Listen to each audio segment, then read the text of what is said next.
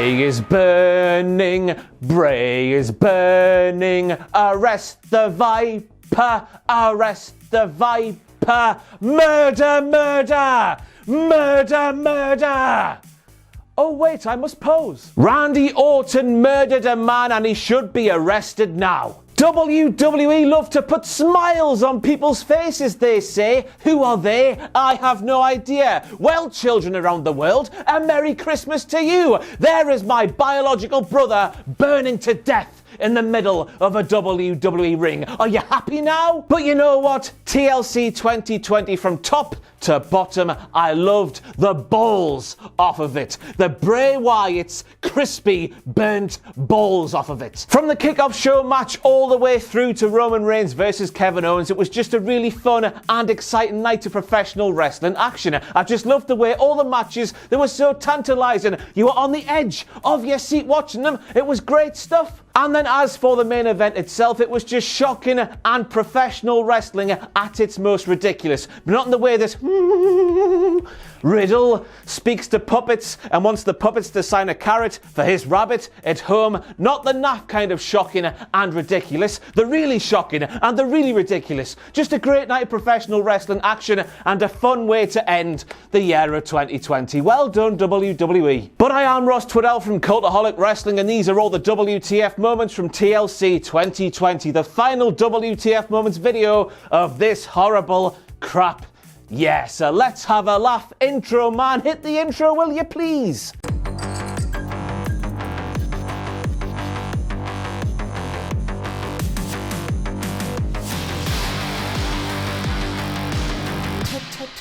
Tea time. And we're kicking things off with Gimmick Infringement Kane, who hoofed me square in the nads, my plums. They are still very, very raw indeed. Right at the start of the kickoff show, though, Gimmick Infringement Kane hoofed me right in the tallywhacker when he heard Booker T speaking about Carmella and the little things. We all know, Booker T, that the small little belly things, they don't belong to you, they belong to AJ Styles. In fact, Booker T, not only can you not have the little things, I don't think you can handle the little things. I don't think that the earth is flat. I just think there's some interesting things out there. Things that you can't handle. Let's move on.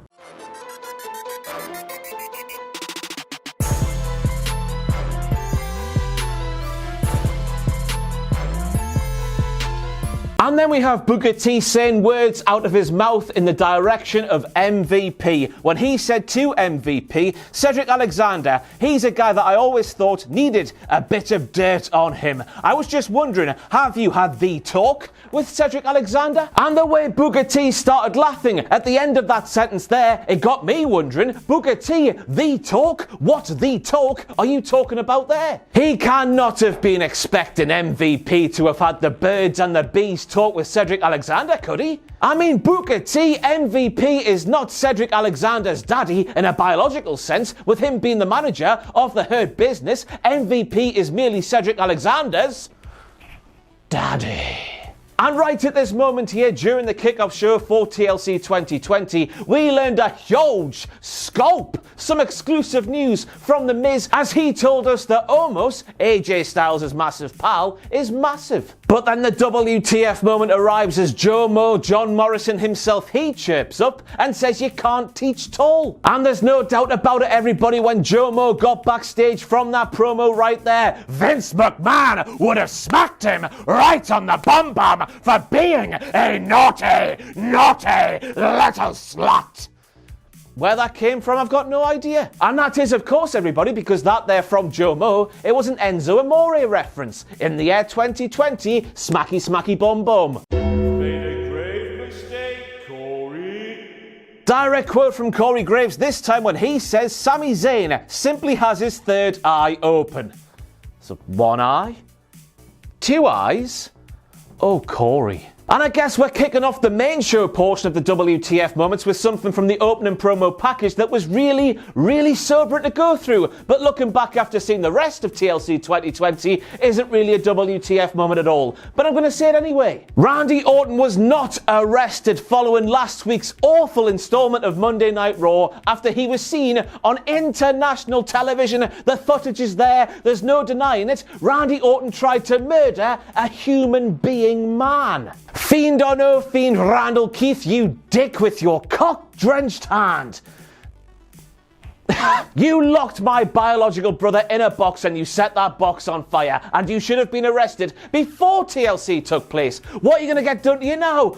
Chemical castration? Guillotine to the neck? Guillotine to the tallywhacker? I hope something bad happens to you, Randy Orton. You've got it coming to you. You've done it now. You've got to made a big mistake. It's still a massive tune. And I cannot have been the only person watching The Miz cash in his Money in the Bank briefcase asking Miz, what are you waiting for, man? And I get that he's a professional wrestling heel and sometimes we have to go, ha ha, let's laugh at the professional wrestling heel being a feckin' idiot. But Miz, you would think you wouldn't want to win the world title. The amount of time you waited to climb that ladder. What was going on? Stupid heels, as we all know by now on these WTF Moments videos, I believe they can get firmly in the bin. Give me more thinking professional wrestlers like Triple H from the year 2000, because you see, Triple H in the year 2000, he thought more than most wrestlers, and that's a good thing. And then you've also got to ask Joe Mo, what the hell are you doing there, pal? Sorry to bring him up, but of course a while ago we saw James Ellsworth climb a ladder on behalf of Carmella and drop the Money in the Bank briefcase into her lap, because women, they're not capable of climbing the ladders on their own, are they? They've got to have the man do the job for them. So I'm asking the question, what was stopping Joe Mo from climbing that ladder himself and throwing the WWE title to The Miz? We've seen it done before, but with the belt taken out and a briefcase. Easy for me to say, put in its place. It would have been no different, would it? And the internet, of course, would not have melted on this occasion because there would have been no tone deafness, because this wasn't the first ever TLC WWE title match. And then in turn, there would have been no pressure from WWE fans making WWE redo the match on a subsequent episode of SmackDown. It would have been fine. It would have just been great heel tactics, would it not? We're not setting a precedent for things to come with that match there last night. A fantastic opener to the card, really fun, really tantalizing, but once again, silly professional wrestling heels, they can get in the bin. But now, of course, after we watch Miz unsuccessfully cash in his Money in the Bank briefcase at TLC 2020, we have a shocking statistic. 4 of the last 5 men to cash in their briefcase were unsuccessful, which leaves you asking the question, dear viewer, do you actually want to win Money in the Bank? Well, of course you do, but that stat there is still weird, isn't it? And I tell you what, there is no wonder Carmella may or may not be doing the sexual intercourse with her Somali. Based off that promo she cut, of course, on SmackDown a couple of weeks ago, because look at that catch there. There's no doubt about it, dear viewer. Carmella would be resting right next to the Fiend, who is up in heaven, or maybe down in hell. I have no idea if the Somali was not there to catch her lifeless body as it flew towards the ringside area. On the floor, it would have been disastrous. Fantastic scenes from Reginald, who also, by the way, has a name, and it's Reginald. But referee, I'm asking you the question, how on earth is an assisted Hurricane Rana not a disqualification for Reginald, the Somali? Hey, I guess Reggie must be shagging the referee too. There's no stopping him. And again, Reggie, the Somali, he puts his hands on a competitor just as it looks like that competitor might be on the brink of tapping. Once again, referee, who is clearly getting shagged by Big Reggie himself. How is that not a disqualification? And then Kevin has clearly been hitting the Christmas sherry a bit too early, because we saw what was a replay of a live shot of the middle of the ring. Work that one out, I dare you. And we have another WTF moment, dear viewer, in the form of a statistic, a lovely statistic at that. Did you know that last night at TLC 2020, when the Hurt Business defeated the tag team tandem of Xavier Woods and Kofi Kingston at TLC 2020, it was the first time that the tag team tandem of Xavier Woods and Kofi Kingston had lost a tag team title defense.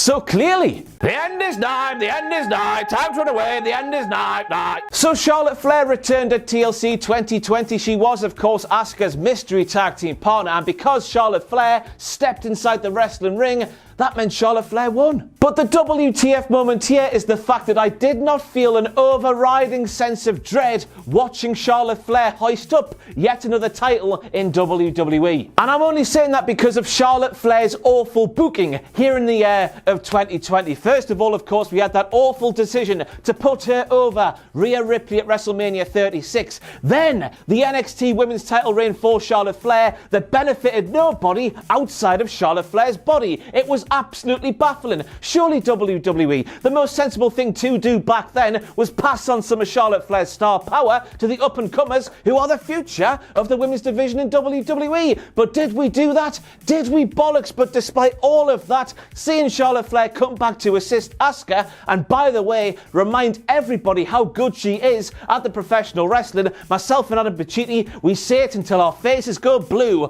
on this YouTube channel, and we're called arseholes for it. She doesn't do the booking, it's not her fault. Is she supposed to say, no, I won't do that, Vince McMahon? Of course she's not. It was fantastic to see her come back and remind everybody how great she is, and I tell you what, I can't wait to see where this partnership with Asuka goes from here. Which is also a bit of a WTF moment when you consider that once again we have tag team champions in WWE who aren't a proper bona fide tag team. How many times are we going to do this, WWE? But on this occasion, it might just work out all right.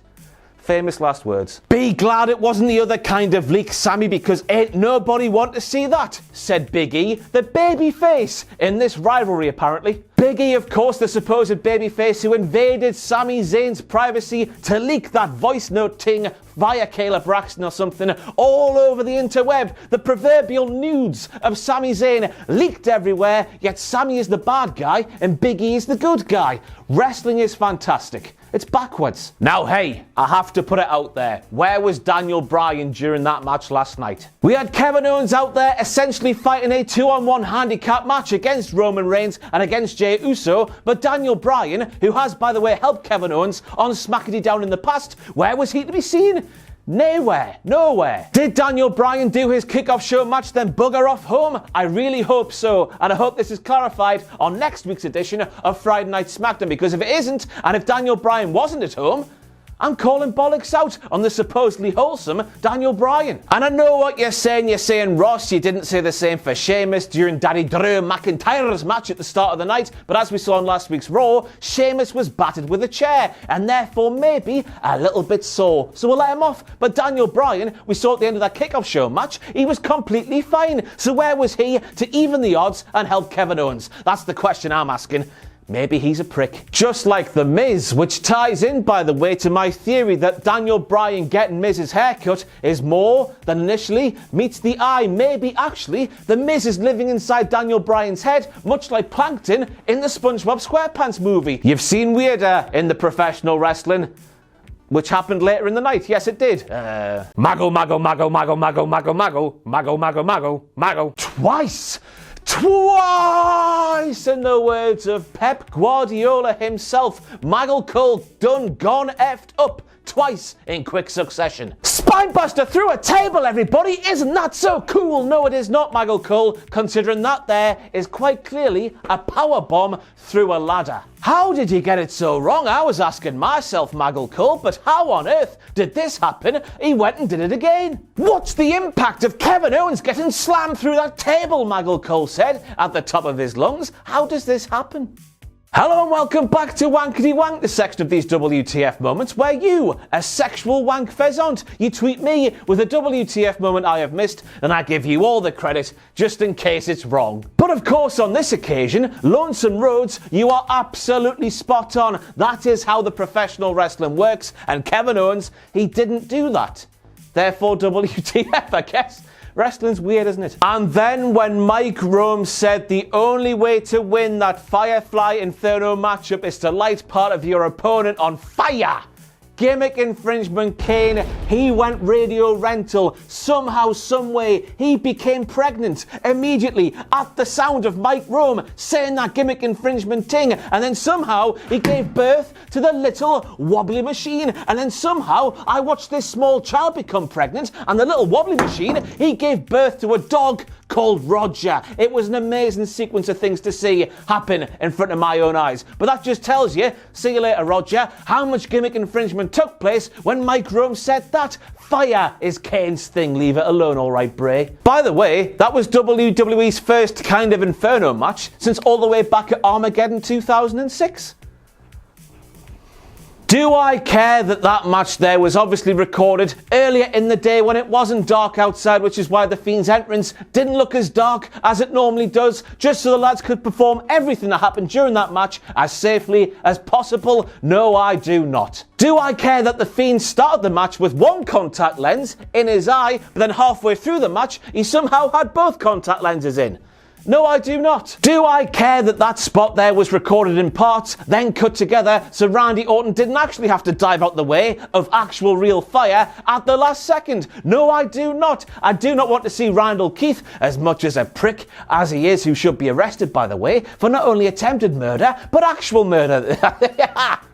I forgot where I got to during that point, alright? I'm just riffing off the top of my head at this point of the video. Okay, I just want Randy and Bray to do everything they did during that match last night as safely as possible. You can't have a go. I've seen people having a go at WWE. I know that was clearly recorded earlier, clearly cut together. Good. I don't want the wrestlers to die. And finally, do I care that was clearly a cuddle cushion that Randy Orton set fire to at the end of the match? No, I do not. The most important thing is that Randall Keith and Brother Bray, they came out of that thing with no actual burns on their skin. But of course, I have to mention these little details because if I don't, you will say horrible things to me like, Ross, you're a WWE shill. Even though when I do AEW videos, you say, Ross, you're an AEW shill. I can't win in this job and it does my tits in. There you go. I've mentioned it. You can see why they did it. I'm glad they did it. Apparently, as far as I know, which isn't much to be honest with you, nobody got hurt, and that's a good thing. But we stepped back a little bit during that match, and we've got to say that why it's on fire. Randall Keith is terrified. No rhyme or reason for me putting this in this video right now, other than to say what a fantastic visual that was. And then of course we've got to make the final bit of the match, which was of course Randall Keith setting the Fiend on fire. A huge WTF moment. Randall Keith committed a murder, and then how did he react? He didn't run away and head for the borders. He didn't go, oh no, and then commit suicide or something like that, which people have done after doing a murder in the past or something. He didn't go on the run. He just stood there and did his pose because professional wrestling is absolutely fantastic. That's what I'm talking about. The ridiculousness of that match there. It was the good portion of ridiculousness that professional wrestling can throw your way. I loved it. From the Fiend stand there with a lighter, setting a trail of fire on towards Randall. It's just fantastic. Merry Christmas, everybody.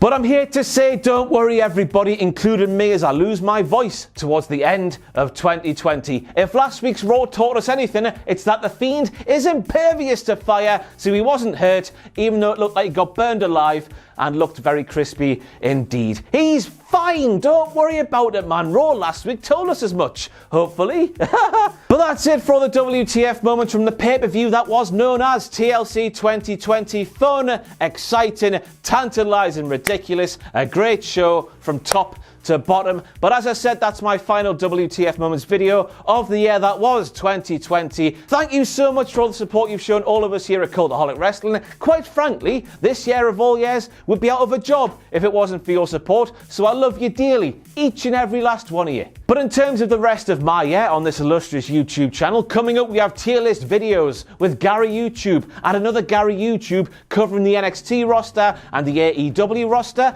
The Culty Awards, they are coming back. Pitches for professional wrestling as a whole in 2021. That has been recorded, and then on top of all that, I've got personally 2 videos going live that will see me get restraining orders from professional wrestlers, maybe.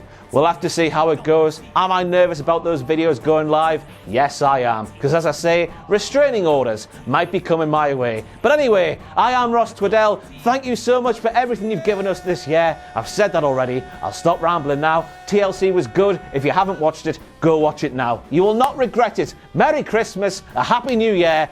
Ta-da. Bow. Curtsy.